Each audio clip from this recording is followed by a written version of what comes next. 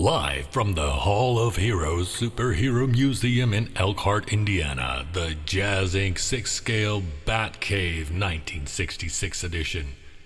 Okay, well, we're not exactly live, but you know what I mean. Look at this. Alright, let's turn off that ridiculous reverb. So here we go. This is our basic 1966 Batcave. And let's start with a shout out to two hugely talented people. Of course, our very own Andy Maniloff, who made this prototype possible. And then he had help from Alan Fogel, who helped him with the detailing and especially the animation screens on the Bat Radar. So this is what we're going to be offering for the 1966 Batcave Kit 1. So there's a Bat computer, there's the desk with the navigational aid, then there's the Bat Radar and the giant lucite map of Gotham City. I always think it's funny that they put the label on and basically described exactly as is. So look at those screens. You might be wondering, ooh, is the screen dirty or something? Those little cloudy things? No, that's exactly as it's supposed to be on the Bat Radar.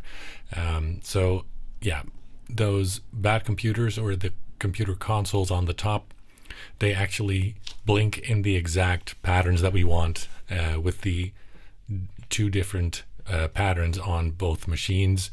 And we put the figures in there for you for scale reference because I know you're going to ask. So let me take you in closer. So this is the Bat Radar. That's going to be part of, like I mentioned, set 1 together with the Bat computer, the desk with the navigational aid, and the giant lucite map. Those 4 pieces are going to be Kit 1. That's the one I'm most sure of. And it might still be a Kickstarter part of the site just to be sure about this.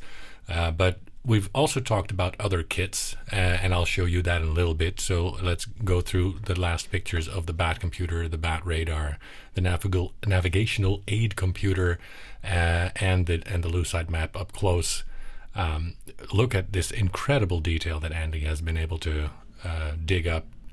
Thanks to many people from the community, by the way, who also put in their 10 cents with all the close-up pictures, but it wasn't easy. The blinking phone, the blinking computers on the desk, the lucite map is actually lighting up, and those radar screens. Now, of course, you need an Iron Man in this environment, because why not? But so let me summarize. This is set 1 for the 1966 Batcave, the one I'm most sure of. That will, as I said, include the lighted lucite map of Gotham City, the navigational aid computer, the classic Bat computer, and the Bat Radar. It will be shipped with a 12-volt DC power supply and a daisy chains to all of these things. And I'm even looking into making it so that the 12-volt power supply could also plug into the 1966 and 1968 Batmobiles, and maybe even the 1966 Batcycle. So that you could just power this whole display, including the vehicles, with one power supply. I'm looking into that. Prices, I don't know yet. Really, give me time for that.